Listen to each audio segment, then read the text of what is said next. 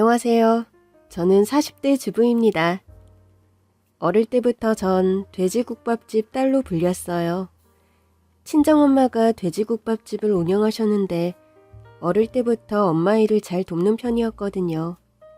그러다 사춘기 때는 애들이 제 몸에서 돼지 냄새가 난다고 놀리는 바람에 창피해서 엄마한테 반항한 적도 있었어요. 엄마, 돼지국밥 좀 그만 팔면 안 돼? 그럼 뭘 팔았으면 좋겠는데? 몰라. 그냥 아무것도 팔지 마. 그래서 제 꿈은 20살이 되자마자 집을 떠나는 것이었어요. 그러나 사춘기가 막 지났을 때 엄마가 허리 디스크가 터진 거예요. 처음엔 당분간은 남은 돼지국밥은 안 먹겠구나 싶었는데 가게 문을 닫고 집에만 누워있는 엄마를 보는데 어찌나 어색하던지. 엄마가 아파서 꼼짝을 못하니까 점점 먹을 것도 떨어지고 나중에는 차라리 남은 돼지국밥이라도 좀 있었으면 싶더라니까요. 그때 깨달았어요. 엄마가 판 돼지국밥 덕에 제가 따뜻한 집에서 배불리 먹으며 자랐다는 것을요. 그래서 저도 고등학교를 졸업하자마자 엄마의 장사를 돕기 시작했습니다. 엄마가 또 아플까봐 걱정되기도 했고 저도 저를 먹이고 키워준 돼지국밥집에 도움이 되는 일을 하고 싶더라고요. 엄마의 장사를 도운 지 몇 년이 지났을 즈음 돼지국밥집 새벽 손님도 많아서 이른 새벽부터 문을 열곤 했는데 사실 전 아침잠이 많아서 새벽 장사는 거의 엄마가 했거든요. 근데 한 번은 엄마가 일이 있어서 제가 대신한 적이 있었는데 웬 젊은 남자 손님이 새벽 5시에 밥을 먹으러 오는 거예요. 보니까 택시 운전기사 같더라고요. 그 다음 날부터 새벽마다 눈이 떠지는 거예요. 그래서 가게를 나가봤더니 그 남자 손님이 또 와 있더라고요. 엄마, 저 젊은 남자 말이야. 아, 저기 택시 운전하는 청년? 응. 매일 와? 매일 오지? 근데 왜? 아니, 그냥 혼자 되게 젊길래. 그날 이후 저는 매일같이 새벽 장사를 나왔고 아주 가끔 그 손님이 보이지 않으면 마음이 허전할 지경에 이르렀죠. 그러다 너무 피곤해서 새벽 장사를 못 나간 날이 있었는데 엄마가 그러는 거예요. 그 청년이 너 왜 안 나왔냐고 묻더라. 그 택시 운전기사? 응. 근데 말이야. 엄마는 미심쩍은 얼굴로 말했어요. 행여나 그 남자는 안 된다. 갑자기 그게 무슨 소리야. 그 청년 인물도 반듯하고 성실하지. 근데 저는 잔뜩 긴장한 채 엄마의 입만 보고 있었습니다. 고아야, 그래서 안 돼. 엄마는 그날 이후 저에게 새벽 장사를 나오지 말라고 했습니다. 저는 싫다고 했죠. 번갈아 가면서라도 해 그럼. 엄마도 쉬어야지. 네가 진짜 나 생각해서 새벽 장사하겠다는 거야? 됐으니까 하던 대로 해. 저는 결국 엄마에게 새벽 장사 금지를 당했습니다. 그런데도 새벽마다 눈이 떠지니 환장하겠더라고요. 결국 어느 날 전 엄마 몰래 가게 앞을 서성거렸고 그 남자와 마주쳤습니다. 그는 저를 보더니 반갑다는 듯 인사를 하더라고요. 오랜만에 봬요. 그러게요. 저는 그에게서 눈을 뗄 수 없었습니다. 그도 무슨 할 말이 있는 사람처럼 손뜻 가지를 못하고 제 앞에 서 있더라고요. 그럼 저는 이만. 네. 오늘도 안전운전하세요. 그러면서 저도 쭈뼛거리며 가지 못하고 있는데 그 남자가 불현듯 저를 또 돌아보더라고요. 혹시 장사 쉬실 때 시간 되시면. 그 순간 저는 심장이 터지는 줄 알았습니다. 영화 보실래요? 그게 혹시 좋아하시면요. 저는 주저없이 대답했습니다. 영화 엄청 좋아해요. 아, 정말요? 그렇게 전 엄마 몰래 그를 만나기 시작했습니다. 그에게도 엄마에겐 비밀이라고 신신당부를 해놓았죠. 그러나 엄마의 촉은 무서웠습니다. 너 이제라도 대학 가. 갑자기 웬 대학? 나 공부 안 좋아하는 거 알면서. 공부가 좋아서 하는 사람이 어딨냐? 잘 살라고 하는 거지. 내가 지금은 못 살아? 더 잘 살기 위해 해. 난 엄마 가게 물려받을 건데? 정하고 싶으면 나중에 물려받던가 하고 지금은 네 인생 찾아서 나가. 갑자기 왜 이래? 네가 나랑 같이 돼지국밥이나 팔고 있으니까 시야가 너무 좁은 것 같아서 그런다. 갑자기 그게 무슨 소린데? 너 그 청년이랑 손잡고 다니는 거 이 동네 상인들이 다 봤대. 도둑이 제발저리다고 엄마가 직접 본 게 아니었음에도 전 아무 대꾸도 하지 못했습니다. 그러나 전 이미 그 사람과의 미래를 꿈꾸고 있었어요. 들킨 김에 그를 엄마에게 소개하기로 했죠.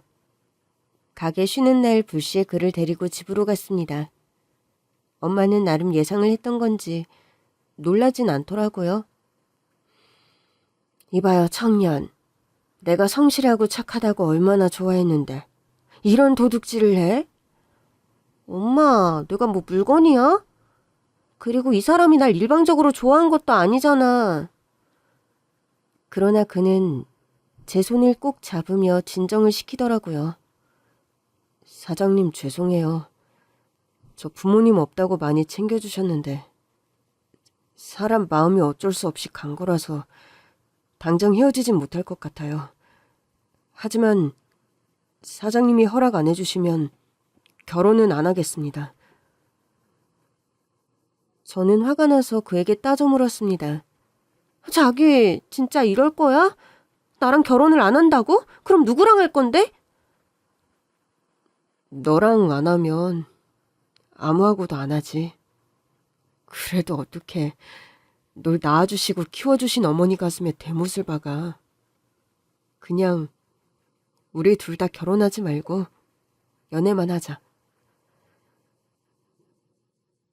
그의 말에 저도 엄마도 어안이 벙벙해지고 말았습니다. 그의 말에 한 발 늦게 깨달은 엄마가 버럭 소리쳤어요. 아니, 남의 귀한 딸을 처녀 귀신 만들 생각이야? 예? 아니, 저는 그냥 허락해 주실 때까지 기다린다는 뜻으로. 엄마는 매서운 눈빛으로 그를 노려보았고 그는 차마 바로 보지 못하고 고개를 숙였어요. 그가 돌아간 뒤 엄마는 저에게 하소연했습니다. 너 좋은 집안에 시집가는 게 내 유일한 소원이었는데 국밥 팔아 딸년 키운 주제에 너무 큰 꿈을 꿨나 보다. 엄마, 저 사람 착하고 성실한 사람이야. 우리 둘 다 부자 돼서 나중에 엄마 호강시켜줄게. 엄마는 결국 눈물을 훔쳤고 결국 결혼을 허락해 주었습니다. 결혼 후 저와 남편은 돈을 모아 식당을 차리기로 했습니다. 배운 거라곤 엄마에게서 음식하고 식당 일을 하는 거였다 보니 자신이 있었거든요. 어떤 식당을 차릴까 고민하던 중 남편이 그러더라고요. 기사식당도 수입이 꽤 좋아. 일단 기사들은 밥을 무조건 밖에서 먹으니까 단골도 확실할 거고. 고민 끝에 기사식당을 차리기로 했어요. 장사가 어찌나 잘 되던지 남편도 택시기사를 관두고 일을 도와야 할 정도였습니다. 그렇게 모은 돈으로 남편은 땅을 사기 시작했어요. 아니, 근데 그런 시골 땅을 사서 뭐하게? 차라리 대출 좀 받아서 건물을 사는 게 나은 거 아니야? 아직은 땅만큼 안전한 투자가 없어. 사실 전 투자에 대해 아는 게 아무것도 없었어요. 투자에 관해선 남편에게 다 맡겼고 저는 장사만 열심히 했습니다. 그러던 어느 날, 그날도 전 장사를 하느라 정신이 없었어요. 근데 남편이 화색이 도는 얼굴로 와서는 그러는 겁니다. 여보, 우리가 산 땅이 국가에서 토지 수용이 돼서 보상받는데. 그거 뭐 얼마나 나온다고. 대충 무슨 소린지는 알았지만 그래봤자 뭐 얼마나 나올까 싶었어요. 남편은 땅을 살 때마다 저에게 여길 샀다면서 서류도 보여주고 그랬는데 사실 전 봐도 잘 모르니까 관심이 없었거든요. 그냥 땅 사는데 얼마가 들었다 정도만 알고 있었죠. 그러나 남편의 입에서 보상 금액을 들은 저는 다리에 힘이 풀려 주저앉을 뻔했습니다. 자그마치 몇백억 원대의 보상금이 나온다는 거예요. 처음엔 믿지 못했는데 정말 그 돈이 저희 통장으로 들어오더라고요.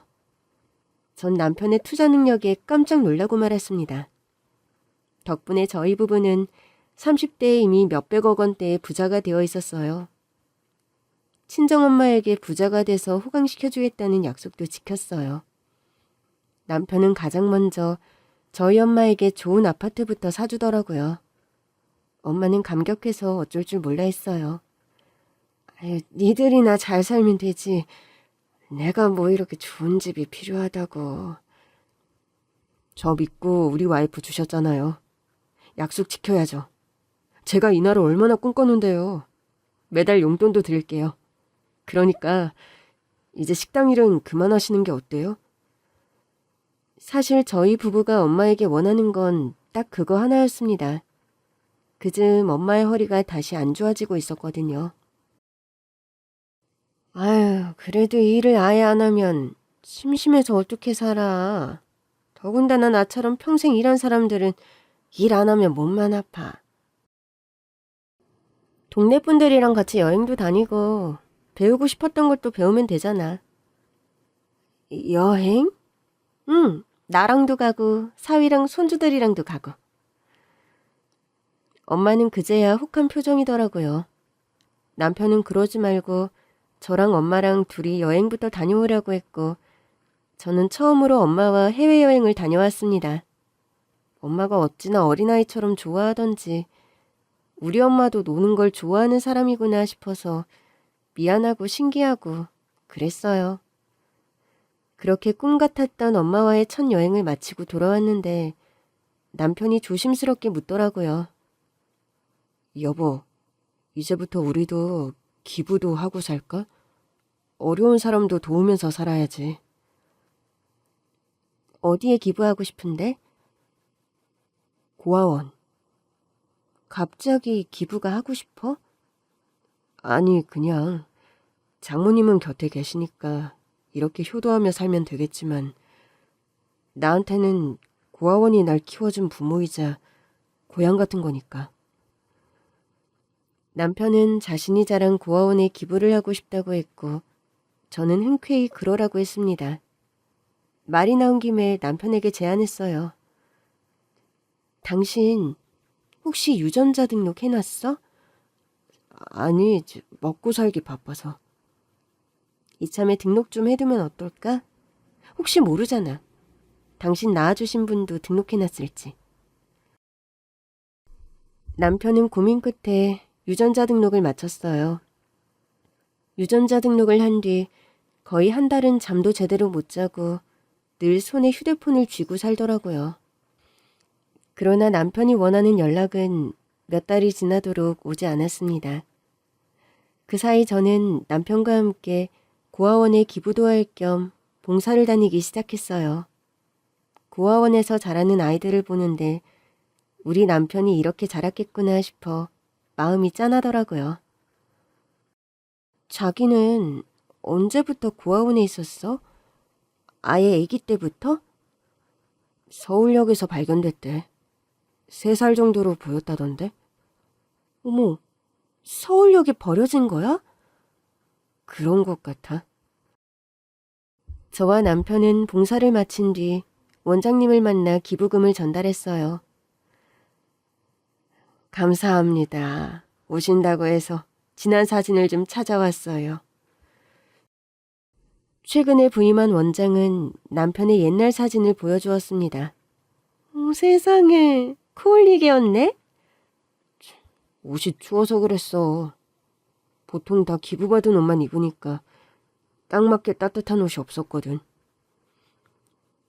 요즘은 기부금으로 아이들 옷도 나이에 맞게 잘 입히고 있어요. 다행이네요. 그런데 혹시 생모나 생부는 찾으실 생각이 없으신 건가요? 혹시 찾으실 생각이 있으시면 저희도 여러 방편으로 도움을 드릴 수 있어요. 저는 남편을 받고 남편도 잠깐 고민하더니 고개를 끄덕이더라고요. 그럼 좀 부탁드리겠습니다. 그렇게 몇 달이 지난 어느 날이었습니다. 저는 카페 사업을 시작할 생각으로 바리스타 학원에 다니고 있었어요. 그런데 남편이 울면서 전화가 온 거예요. 여보, 드디어 내 엄마를 찾았어. 저는 너무 놀라서 수업도 다 못 듣고 집으로 달려갔습니다. 남편과 함께 초조하게 기다리고 있는데 초인종이 울리더라고요. 그리고 현관문이 열리고 시어머니가 들어오는 순간 저는 시어머니의 멱살을 잡고 문 밖으로 쫓아냈습니다. 고아원에 기부금을 전달한 뒤 저와 남편은 엄마가 운영하던 식당과 우리 부부가 운영하던 기사식당을 모두 정리했습니다. 그냥 없애면 단골들이 아쉬워할 것 같아서 권리금을 받고 팔았죠. 그래도 놀고 먹으며 살아도 충분한 돈이 있었지만 살던 습관이라는 게 있잖아요. 그냥 있는 돈만 까먹고 사는 건 체질에 안 맞더라고요. 여보, 나 경치 좋은 곳에 큰 카페 하나 차려보고 싶어. 그래. 하고 싶으면 하면 되지. 당신은 뭐 하고 싶어? 나? 나는 뭐 당신이 하는 거 돕지 뭐. 또 수익으로 투자도 하고. 그래서 전 바리스타 학원과 제빵 학원에 다니기 시작했어요. 이왕이면 커피부터 디저트까지 제 손으로 다 만들고 싶었거든요. 그래도 음식을 하던 사람이라 커피 제조나 빵 제조 모두 재밌더라고요. 그렇게 전 바쁘게 살고 있는데 남편은 좀 변하더라고요. 툭 하면 집에 늦게 들어오는 건 기본, 연락도 잘 안 되고 어딜 갔다 왔냐고 하면 골프 연습장에 갔다 왔다, 동창 모임에 다녀왔다고 하는데 돈이 많아지니까 여기저기 흥청망청 쓰고 다니는 것 같더라고요. 사실 어플로 남편의 통장 잔고와 카드 내역을 확인한 뒤였거든요. 아니나 다를까 통장 잔고는 확연히 줄어 있었고 카드 내역 또한 어처구니 없는 것들이 너무 많았습니다. 네일샵, 미용실, 마사지샵, 비싼 레스토랑, 고급 호텔에 리조트까지. 기가 차서 숨이 턱 막히는 기분이었습니다. 사실 남편이 투자를 잘해서 많은 돈을 벌었다 보니 저는 여전히 목돈 관리는 남편에게 맡기고 있었어요. 그러나 통장 비밀번호와 카드사 아이디는 모두 공유하고 있었어요. 그전까지는 남편이 이상하지 않았기 때문에 굳이 남편의 통장이나 카드 내역을 확인한 적이 없었는데 아무래도 느낌이 싸하더라고요. 저는 남편이 돌아오기만 기다렸습니다. 그런데 자정이 넘도록 들어오질 않는 겁니다. 사실 그간은 제가 학원 다니느라 피곤하다 보니 남편이 오지 않아도 11시에는 잠이 들었거든요. 어떤 날은 드라마를 보다가 남편이 방에 가서 자자며 깨운 적도 있었는데 구태여 시간을 확인한 적은 없었어요. 설마 지금껏 이렇게까지 늦게 들어온 거야? 한번 의심이 시작되니 그간의 모든 정황이 새롭게 보이기 시작하더라고요. 그때 마침 도어락이 풀리는 소리와 함께 현관문이 열렸습니다. 거실에 우두커니 앉아있는 저를 본 남편은 기함하더라고요. 여보, 앉았어? 뭘 그렇게까지 놀라? 아니, 이제 그게 놀랐다기보단. 어디 갔다 와? 어? 그게 그러니까 골프 연습장? 그렇게 입고? 남편이 맨투맨의 청바지를 입고 있었거든요. 그즈음 남편은 부쩍 패션에 관심이 많았어요. 전에는 한 번도 사입지 않았던 비싼 브랜드의 청바지며 티셔츠며 캐주얼한 옷에 관심을 많이 갖더라고요. 하도 캐주얼만 사길래 한 번은 정장도 좀 사라고 할 정도였죠. 내가 정장 입을 일이 얼마나 있다고. 어려 보이고 좋잖아. 기분도 젊어지는 것 같고. 남편의 말이 떠오르면서 온갖 생각이 다 들더라고요. 젊은 여자랑 바람을 피우는 건가 싶으면서 그래서 갑자기 멋을 부리기 시작한 건가 싶었습니다. 당신, 솔직히 말해. 요즘 뭐하고 다니는 거야? 내가 당신 카드 내역까지 다 확인했어. 지난 몇 달 사이 골프 연습장은 간 적도 없던데? 남편의 얼굴이 새하얗게 질리더라고요. 오늘부터 말해. 오늘 어디 다녀왔냐고. 남편은 갑자기 울기 시작했습니다. 당신이 애야? 거짓말하면 일단 울고 보는 애냐고. 남편이 바람을 피웠다는 생각에 분노가 치밀어 오르고 있었어요. 남편은 훌쩍거리며 말했습니다. 실은 친엄마를 찾았어. 저는 남편이 또 거짓말을 하는 거라고 생각했어요. 여기서 갑자기 친엄마가 왜 튀어나와? 친엄마를 찾았으면 진즉에 나한테 말을 했겠지. 왜 숨겼겠어? 당신 최근 들어 돈도 어마어마하게 썼던데. 당신이 네일 아트 한 것 같진 않은데 네일샵은 또 뭐며 리조트는 또 뭐야? 외박은 한 적 없잖아. 당일치기로 놀다가 왔니? 남편은 무릎까지 꿇으며 말했습니다. 여보, 진짜 믿어줘. 내가 당신 말고 여자가 어딨어. 또 모르지. 돈도 많아졌겠다. 한눈을 팔고 있을지. 당신 덕에 다 번 거야. 난 다 당신 거라고 생각해. 그런 사람이 최근에 이렇게 황당한 데다가 거금을 썼다고? 엄마가 해보고 싶다고 해서. 평생 한 번도 안 해봤다고.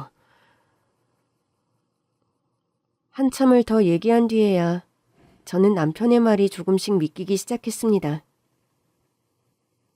그러니까 진짜 친어머니를 찾았다는 거야? 어떻게? 고아원 원장님한테 연락이 왔더라고. 한번 만나보기로 하고 갔는데 자기가 어릴 때 실수로 서울역에서 날 놓쳤다고 하더라고. 근데 여태까지 못 찾았다고? 전국을 다 뒤졌는데도 찾을 수가 없었대. 내 원래 이름까지 알려줬어. 뭔가 구체적이기는 한데 친엄마라는 말 외에는 증거가 없는 상황이었어요. 유전자 검사는? 사실 그래서 말 못한 거야. 무슨 소리야? 차마 유전자 검사 해보자는 말이 안 나와. 만나서 뭐 해달라는 거 해주면 어린애처럼 좋아하시는데 그 얼굴에 대고 내 엄마인지 아닌지 확인부터 해보자는 말이 안 나오더라고. 그렇다고 안 해? 근데 그거랑 나한테 말 안 한 거랑 무슨 상관인데? 당신한테 말하면 당장 가서 엄마한테 머리카락이라도 내놓으라고 할 것 같아서. 당연하지. 그러니까 지금 내가 당신 친엄마라는 분을 섭섭하게 할까봐 말을 안 했다는 거네? 나도 생각이 있어. 지금도 계속 엄마 몰래 머리카락을 주워보려고 노력 중인데 쉽지가 않네. 그냥 달라고 해. 엄마 맞는 것 같아. 근데 막 그렇게 검사해보자고 했다가 맞으면 서로 어색해질 수도 있잖아. 그렇게 되면 내가 엄마 말을 못 믿은 게 되니까. 못 믿는 게 당연한 상황이야. 갑자기 나타나서 자기 엄마라고 하는 거 아니야? 대체 뭘 믿고 엄마라고 생각해? 서울역에서 나 잃어버린 거랑 원래 이름도 알려주고 그러니까 원장님도 그러는데 나랑 일치하는 DNA가 있다고 연락을 받으셨대. 그게 내 친아버지였는데 돌아가셨다고 하더라고. 그래서 어머니가 나오신 거고. 저는 일단 고아원 원장에게 전화를 걸었어요. 원장님, 정말이에요? 정말 저희 남편과 일치하는 DNA가 있다는 연락을 받으셨어요? 저희도 DNA 등록은 해놨지만 받은 연락이 없었거든요. 그럼요. 남편분께도 말씀을 드렸지만 제가 아는 기관을 통해서 남편분과 DNA가 일치하는 남자분을 찾았어요. 그분이 친부시더라고요.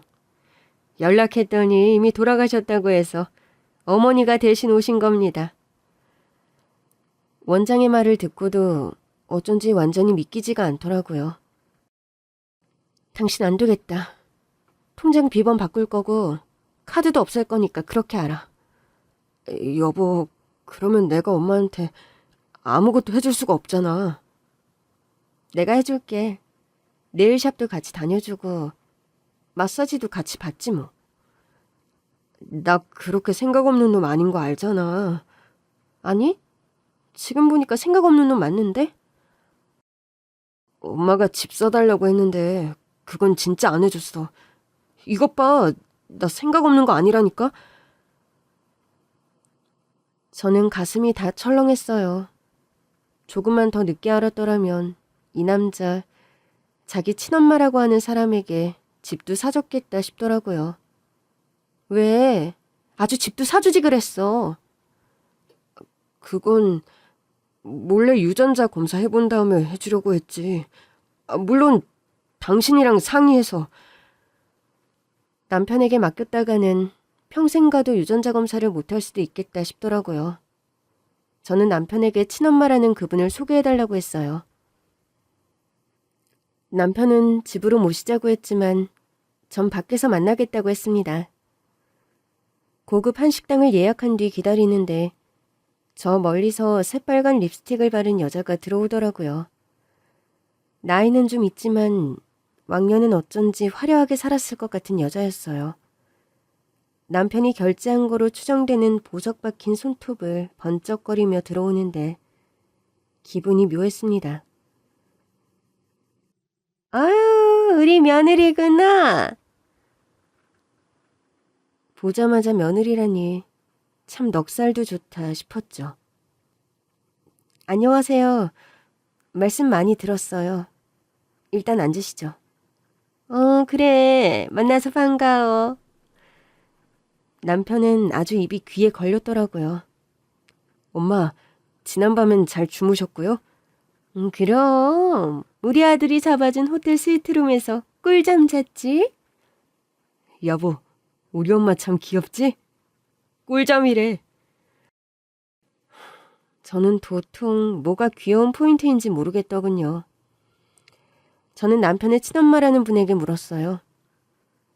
호텔 스위트룸에서 묵고 계세요? 우리 아들이 끊어주더라고.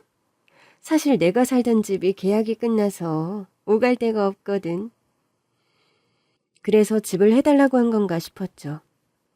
남편은 그새 자기 친엄마라는 사람에게 호텔 스위트룸 장기 숙박권을 끊어줬더라고요. 집을 사주는 것보다야 훨씬 저렴한 금액이었지만 결코 적은 돈은 아니었습니다. 혼자 지내시나 봐요? 우리 아들을 잃고 남편도 얼마 안 있다 끙끙 앓다가 죽고 혼자 산 지 오래됐어. 원장에게 확인을 받은 뒤라 막무가내로 당신 머리카락을 달라고 하기도 뭐하고 고민이 좀 되더라고요. 호텔 스위트룸 장기 숙박권은 너무 비싸니까 편하게 지내실 만한 좋은 원룸 하나 전세로 얻어드릴게요. 제 말에 그분의 표정이 떨떠름해지더라고요. 이미 다 결제했을 텐데. 환불 받으면 되죠. 혼자 지내시는데 호텔 스위트룸은 너무 크잖아요. 나한테 돈 쓰는 게 아깝니?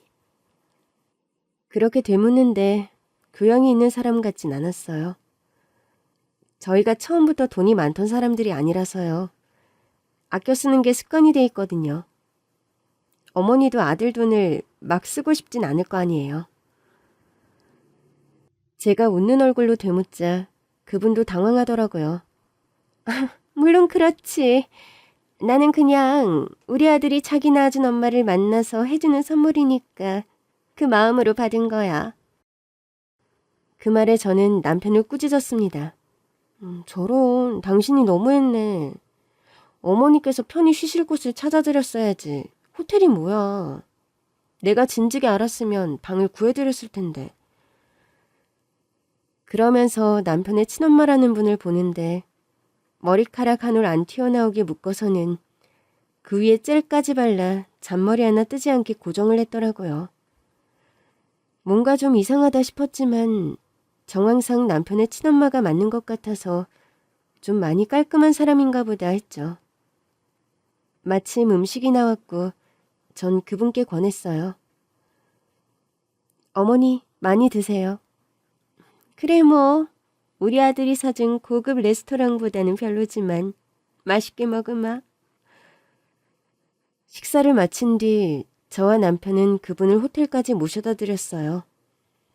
그분이 내리자 남편이 그분이 앉았던 자리를 살피더라고요. 역시 머리카락 하늘 없네. 남편도 내심 유전자 검사를 하고 싶은 눈치긴 하더라고요. 그래도 아예 속이 없는 건 아닌 것 같아 다행이다 싶었죠. 저는 가방에서 지퍼백을 꺼내 남편에게 건넸습니다. 지퍼백을 본 남편의 눈이 휘둥그레지더라고요. 이게 뭐야? 웬 숟가락? 아까 그분이 쓰던 거. 당신 이거 어떻게 챙겼어?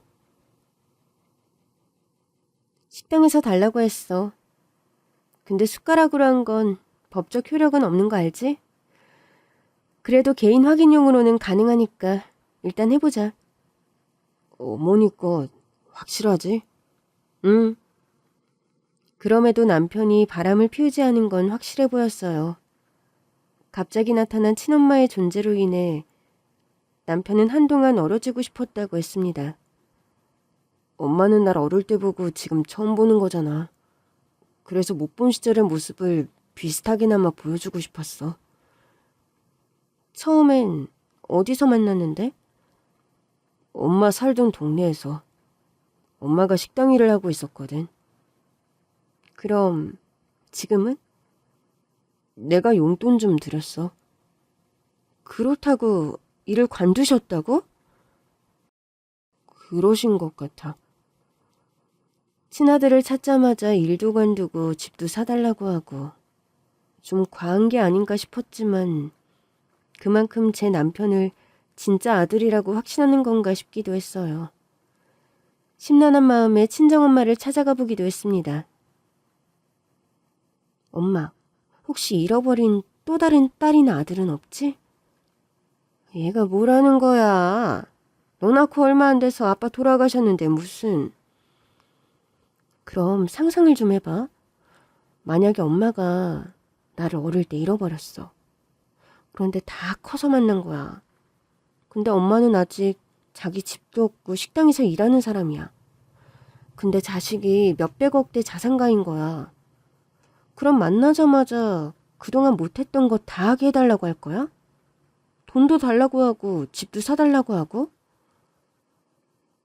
친정엄마는 가만히 생각하더니 고개를 갸웃거렸어요. 그게 염치가 없어서 되겠어? 내가 잘 키워준 것도 아니고 잃어버려서 고생고생을 하며 자랐을 텐데 걔가 번 돈을 내가 어떻게 써? 아직 엄마에겐 남편의 친엄마가 나타났다는 말을 하지 않은 상태였어요. 엄마가 생각하기엔 그렇다는 거지? 그럼 내 자식이 나 잃어버리고 고생하며 산 것만 생각해도 가슴이 저릴 텐데 내가 있는 걸 팔아다가 더 주면 더 줬지. 그걸 어떻게 갖다 써? 몇백억 자산가인데도? 그럼 부모라면 그게 안 되는 거야. 엄마는 마치 남편과 저의 연애를 눈치챈 그날처럼 의심의 눈초리로 물었습니다. 김서방, 친부모 찾았어? 역시 저희 친정엄마는 눈치가 빨랐습니다. 친엄마라고 하긴 하는데 좀 이상해. 남편 친부랑 DNA가 일치해서 연락이 왔대. 그럼 친자 맞잖아. 아유, 세상에. 근데 연락 온 사람이 아버지가 아니라 어머니야. 유전자 등록을 해둔 아버지는 돌아가셨대. 그럼 그 친엄마는 유전자 등록 안 해놨대?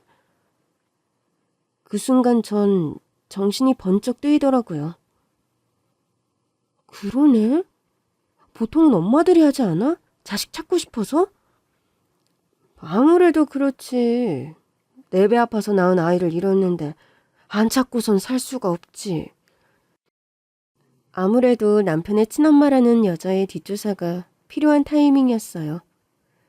전 고민 끝에 사설탐정을 고용했고 그분이 아직 호텔에 머물고 있던 때라 사설탐정도 그분의 신원을 금세 파악하더라고요. 며칠 지나지 않아 사설탐정이 보내온 보고서의 내용은 충격적이었습니다. 남편의 친엄마라던 그분은 몇 년 전까지만 해도 감옥에 있었더라고요. 심지어 타인의 목숨을 해친 범죄자였습니다. 너무 당황스러워서 탐정에게 연락을 했어요. 이게 진짜예요? 그럼요. 제가 보낸 첨부문서 못 보셨어요? 봤어요.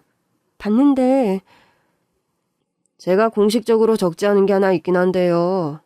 그분이 살던 동네 사람들 말로는 남편을 죽였다는 말이 있더라고요. 네? 근데 제가 맨 밑에 첨부한 자료를 보시면 아시겠지만 그분 미혼이에요. 법적으로는. 그래서 공식적인 보고에는 넣지 않았습니다. 사람들 사이에 소문이라는 게 워낙 근거가 없는 경우가 많으니까요. 저는 온몸이 떨려왔습니다. 그분의 남편이라면 남편의 친부를 뜻하는 거였어요. 그런데 법적으로 미혼이라니 아무래도 이상했습니다. 맘 같아선 당장 남편에게 이 사실을 알리고 싶었지만 일단 모든 게 확실해질 때까지 입을 다물기로 했습니다. 그리고 일주일 뒤 저희 부부는 남편의 친어머니를 집으로 초대했습니다. 한참 이야기를 나누고 있는데 초인종이 울리더라고요.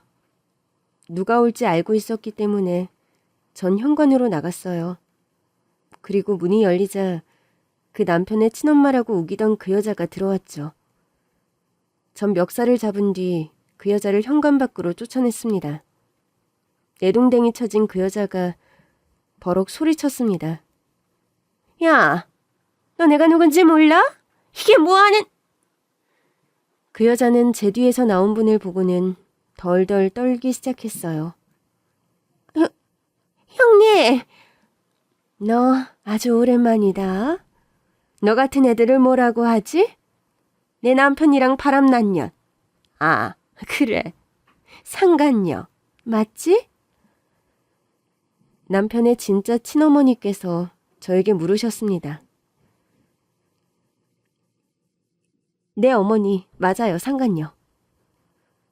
일주일 전 남편의 친엄마라고 우기던 여자의 정체를 믿을 수 없어서 그 여자가 살던 동네로 직접 찾아가 보기로 했어요.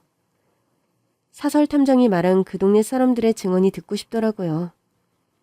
그 동네에 뭔가 힌트가 있을 거라고 생각하며 그 여자가 살던 동네로 갔습니다.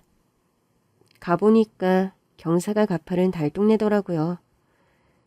동네 입구에는 슈퍼와 미용실, 이발소 등 나름의 편의시설이 있었지만 확실히 잘 사는 동네로 보이진 않았습니다. 저는 그 여자의 주소지를 물을 겸 미용실로 들어갔어요. 저 실례합니다. 머리 좀 다듬을 수 있을까요? 뭐라도 물으려면 손님으로 가야겠더라고요. 저는 머리 손질을 받으며 미용실 원장님으로 보이는 여자분에게 조심스럽게 물었습니다. 뭐 하나만 여쭤봐도 될까요? 아, 네. 무슨 일이시죠? 혹시 이 주소 어딘지 아시겠어요? 제가 주소를 보여주자 그분이 당황하시더라고요. 혹시 이 집은 왜 찾는 건지. 아, 이분이 저희 남편 친엄마라고 하면서 나타나셨는데 제가 확인을 좀 해보고 싶은 게 있어서요. 그러나 그분이 버럭 화를 내시는 겁니다. 그 여자가 아들이 있다고요? 아직 그게 저희 남편이 어릴 때 서울역에서 어머니를 잃어버렸어요. 그래서 고아원에서 자랐는데 얼마 전에 일치하는 DNA를 찾았다고 연락을 받았거든요. 근데 DNA의 아버님은 돌아가셨다고 하고 어머님이라는 분이 오셨는데 서울역에서 잃어버린 거 확실해요? 네? 아, 그렇다고 하던데요. 우리 애네. 그때 미용실 안쪽에 있는 어린아이의 사진이 보였어요. 고아원에서 원장이 보여준 남편의 어린 시절 사진과 얼굴이 똑같더라고요. 아니, 저 사진이 왜... 저 사진 속 남자 저희 남편 같은데. 그분은 눈물을 흘리기 시작했습니다. 내가 엄마예요. 그 여자가 아니라. 네? 저는 그분을 겨우 진정시킨 뒤 숨겨진 이야기를 들을 수 있었습니다. 내가 우리 아들을 데리고 친정으로 가는 길이었는데 서울역에서 기차를 탔거든. 분명 데리고 탄 줄 알았는데 애가 없는 거야. 내가 기차 좀 세워달라고 울며 애원을 했는데도 기차는 세울 수가 없다고 하더라고. 결국 남편에게 가서 좀 찾아보라고 겨우겨우 연락을 했는데 애를 찾을 수가 있어야지. 천국에 있는 고아원에 우리 아들 사진을 다 뿌렸는데도 연락이 안 오는 거예요. 그래서 죽은 줄만 알았지. 그 인간이 유전자 등록을 해놨을 거라곤 꿈에도 몰랐네. 그럼 두 분은 이혼하신 거예요? 그 여자 때문에요. 지금 아가씨가 찾으려는 그 여자. 남편이랑 바람난 년이거든. 그런데 한 동네에서 사신 거예요? 남편의 진짜 친어머니는 덜컥 한숨을 내쉬었습니다. 전 남편이 죽었다는 소문을 들었어요. 기가 차서 왔다가 문득 이 동네에서 우리 아들이랑 살던 때가 생각나더라고. 그 인간 죽었다고 하고 그 여자도 감옥 갔다기에 그냥 내가 살기로 했지 뭐. 배운 거라고 미용 기술밖에 없어서 미용실을 차렸는데 그년이 석방됐다는 거야. 처음엔 집에만 틀어박혀 있더니 슬슬 돌아다니는 낌새기에 미용실 밖으로 나가서 얼굴 뚫어지라 쳐다봤더니 헛개비라도 본 것처럼 도망을 치더라고. 그 다음부터는 어쩐 일인지 보이질 않는 거야. 한 번 잡아 뒹굴릴 생각이었는데 지금은 아예 안 산다기에 차라리 잘 됐다 싶었는데. 뭐? 우리 아들이 살아있는 것도 놀라운데 그년이 친엄마라고 했다고? 네, 어머니 아들 살아있어요. 아유, 그렇게 부르지 말아요. 내가 뭘 했다고 어머니야. 그냥 멀리서만 좀 볼 수 있게 해줘요. 조용히만 볼게. 가끔 아가씨가 이렇게 와서 우리 아들 어떻게 사는지만 좀 알려주면 안 될까? 아니, 그게 귀찮으면 문자로라도. 그냥 아주 가끔이어도 괜찮아. 나는 그냥 우리 아들이 살아있는 거로 만족해. 아유, 이제 와서 무슨 염치로 어머니야. 그러나 전 그분의 손을 잡고 집으로 왔어요. 그분을 남편은 잠시 어리둥절한 얼굴로 보더니 불쑥 울음을 터뜨리더라고요. 엄마, 남편은 거짓말처럼 진짜 엄마를 알아봤습니다. 본인도 단박에 알아본 자신에게 놀라더라고요.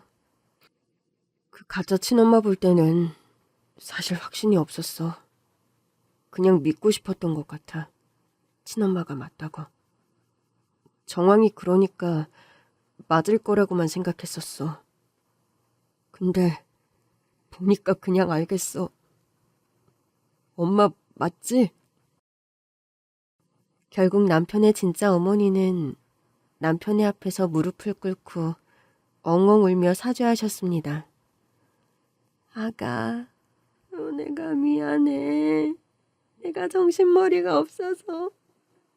내가 요즘도 서울역 꿈을 꿔. 분명 손을 잡고 있었는데 돌아서면 네가 없고 다시 잡은 줄 알았는데 또 돌아서면 네가 없어서 나는 밤새 꿈에서 울기만 해. 나는 진짜 나타날 자격도 없다고 생각했고 사실 네가 죽은 줄만 알았어.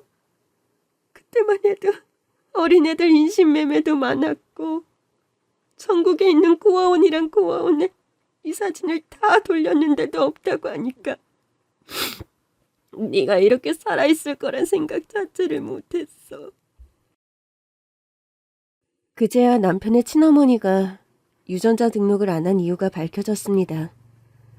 남편은 그런 시어머니를 부둥켜 안은 채 아이처럼 울었어요.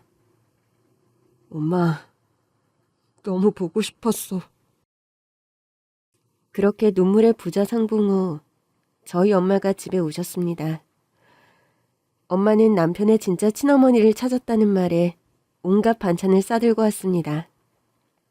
아유, 사부인, 이제라도 뵈니 얼마나 좋은지 몰라요. 우리 김서방인을 짜냈는데 이제야 제 맘이 좀 놓입니다. 아유, 사부인이라니, 전 그런 소리 들을 자격도 없는 엄마예요. 아들 살아있는 줄도 모르고 바람난 남편이랑도 그냥 이혼해버리고 아들을 찾는 꿈조차 못 꿨어요. 우리 애가 살아있는 줄 알았더라면 그 인간이 바람을 피우든 어쨌든 이혼은 안 했을 텐데 어떻게든 끈은 놓지 않고 있었을 거예요. 결국 전 진짜 남편의 친어머니도 찾은 김에 사설탐정에게서 알게 된 사실을 모두에게 공유했습니다. 이야기를 들은 남편은 큰 충격을 받고는 한동안 말이 없었어요. 시어머니는 제 말이 맞다고 했습니다. 그 인간한테 재산이 조금 있었는데 그걸 빼앗으려고 접근한 꽃뱀이었어요. 나는 알겠던데 그 인간은 아무리 말해도 알아먹질 않더라고요. 내가 질투해서 그런 소리 한다기에 그냥 이혼도장 찍어줘 버렸거든. 근데 그 여자의 손에 결국 목숨까지 빼앗겼더라고. 그 여자는 그 뒤에 알았겠지.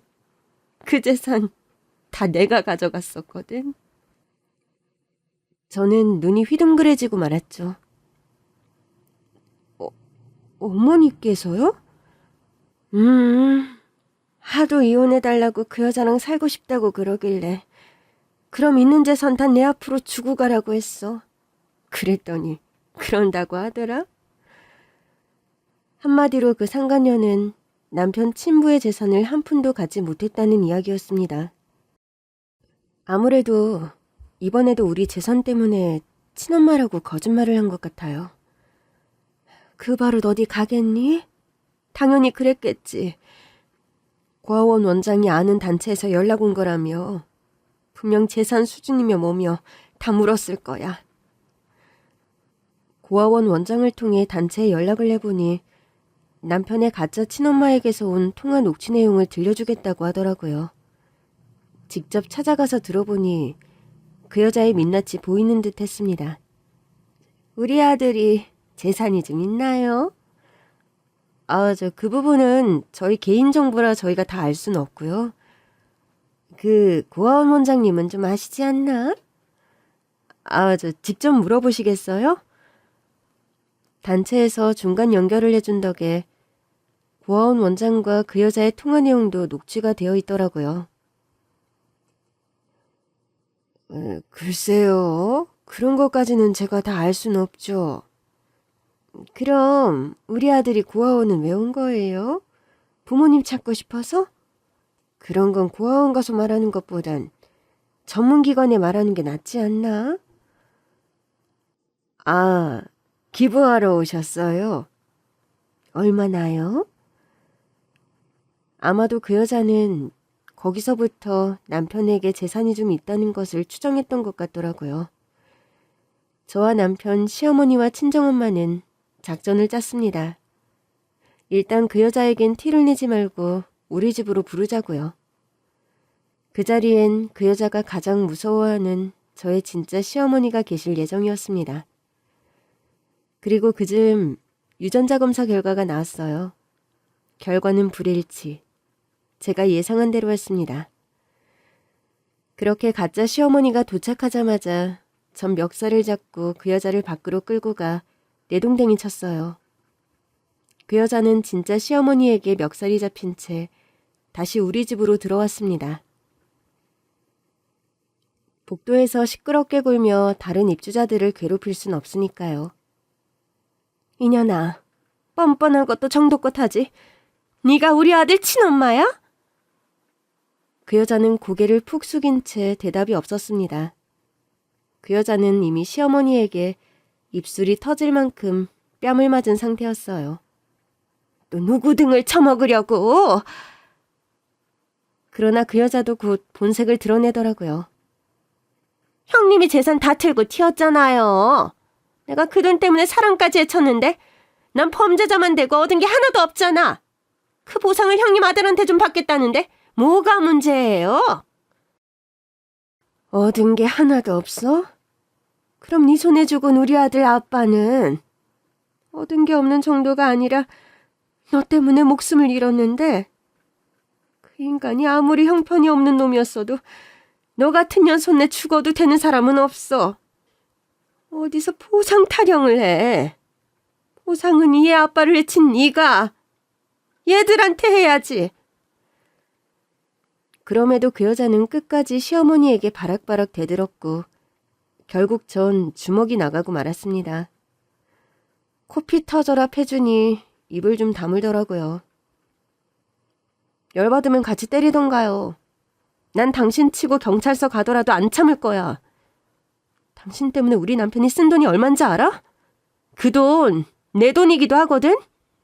근데 물어줄 돈 없죠? 그 돈 몸으로 때운 거라고 생각해요.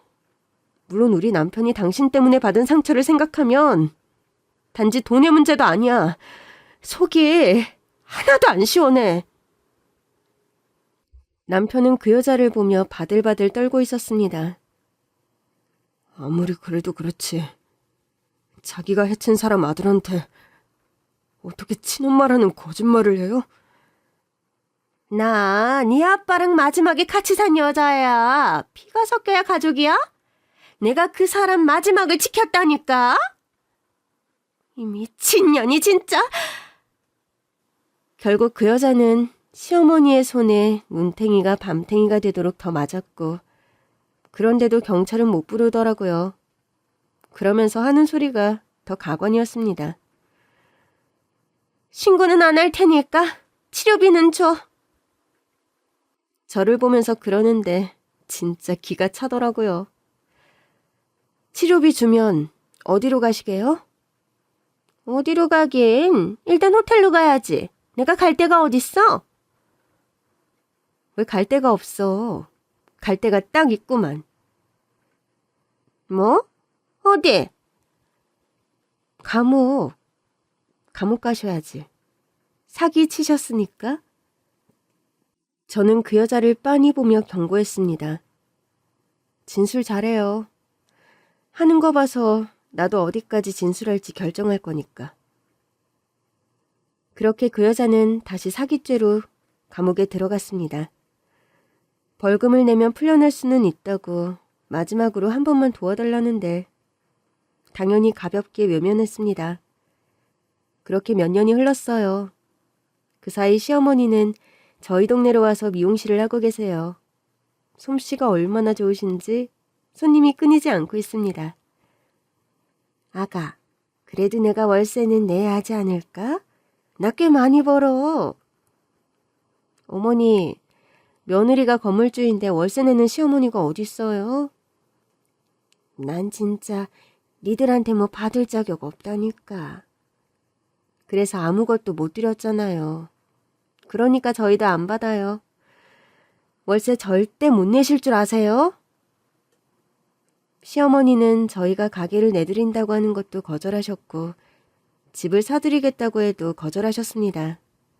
다 본인 돈으로 하셨고 월세까지 내신다기에 그건 저희가 정색하고 거절했어요. 그리고 시어머니 가게의 단골은 누가 뭐래도 저희 엄마입니다. 엄마는 한 달에 4-5번은 시어머니 미용실에 들러 수다도 떨고 같이 정리도 해주고 밥도 먹고 아주 두 분이 단짝이 되셨어요. 한바탕 요란했던 시절이 지나고 지금 저희 부부는 조금 늦게 2아이를 낳아 키우고 있어요. 덕분에 정신이 하나도 없는 나날을 보내고 있습니다. 제가 육아에 전념하느라 차려놓은 카페는 남편이 운영하고 있어요. 그럼에도 제 곁에 진짜 어머니들이 계셔서 정신은 없지만 따뜻하고 행복하게 살아가고 있습니다.